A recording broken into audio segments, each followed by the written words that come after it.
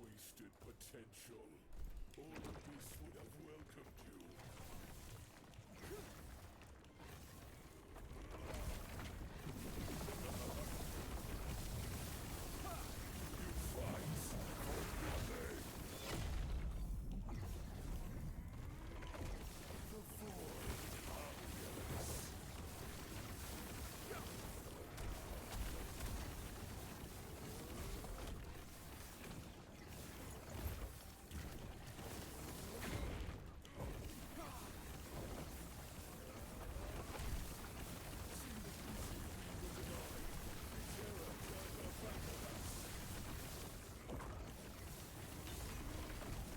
The void hungers.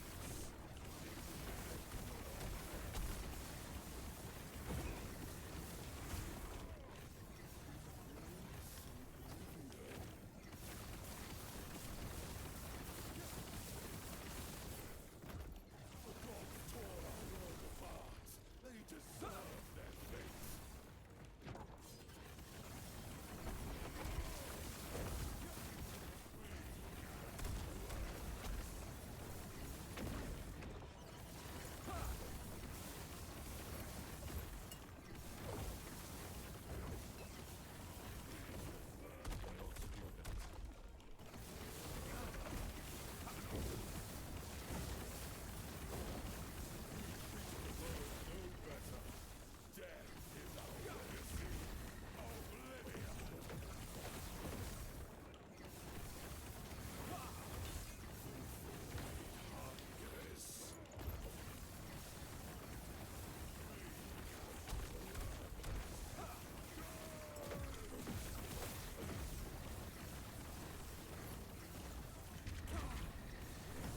I cannot do that.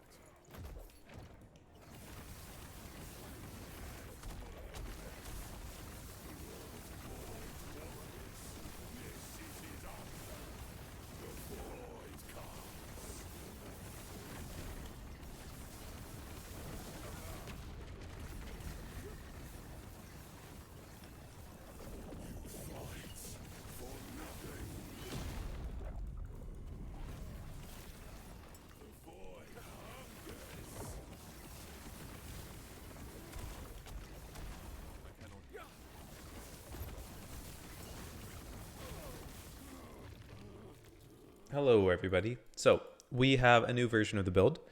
Basically, at the end of when I hit Aberroth last time, I beat it with multi-strike on Paladin, and I was doing like 9 smites a second. The damage was great. The single target was great. The tankiness was great. The mobility was okay, but clearing monos was a bit of a pain. So I wanted to change my build up so I could clear monos pretty well. And I wanted to try out this ward-based defensive setup that I had been cooking up that didn't really pan out in that build just because it needed to be so much more defensive than I could handle. And I could use a little bit of it with the Vessel of Strife, but it didn't really work out.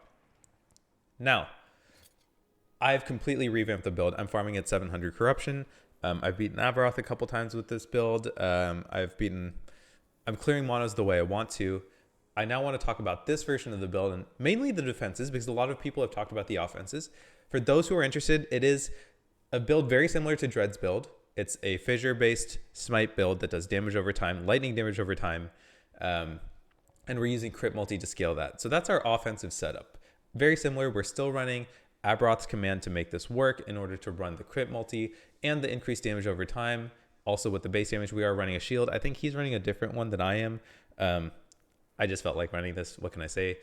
If I really wanted to, there was the potential to make this block chance capped with enough endurance and then just put block effectiveness on the prefix, but I didn't do that. And but I'm running a very different defensive setup in terms of life. So as you can see, I have 1,800 stable ward with this build, and when I start casting, let me nuke my mana really quickly so I can cast faster. When I start casting, we're at 3.2k ward already, and this is just after like 2 or 3 casts, right? And then we're sitting at 3.5 pretty comfortably.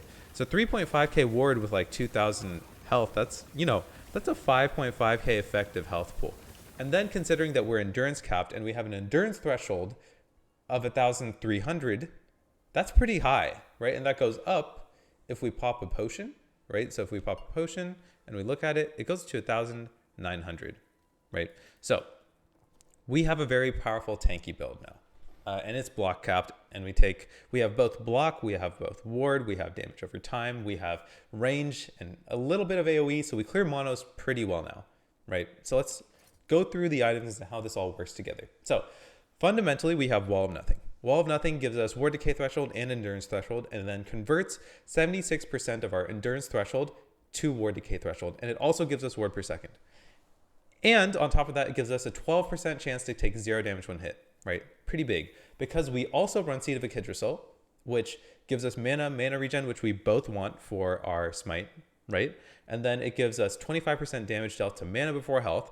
So if I'm sitting at like 200 mana and then I take a hit, a little bit of the hit will go towards the mana pool, dropping my mana, keeping me alive, and making my cast speed go faster so I can recover my health faster, right? So that's pretty big. It also gives us 8% of our maximum health gained as endurance threshold. And our endurance threshold, remember, applies to our ward decay threshold. So even better, gives us health, which we want. And 44% of our endurance, which is capped at 60%, right, applies to all damage dealt to mana. So when we do take that 25% damage dealt to mana, 44% of our endurance, which should be like 24% or something like that, 22%, damage reduction to our mana, to all the damage dealt to our mana, which is pretty handy.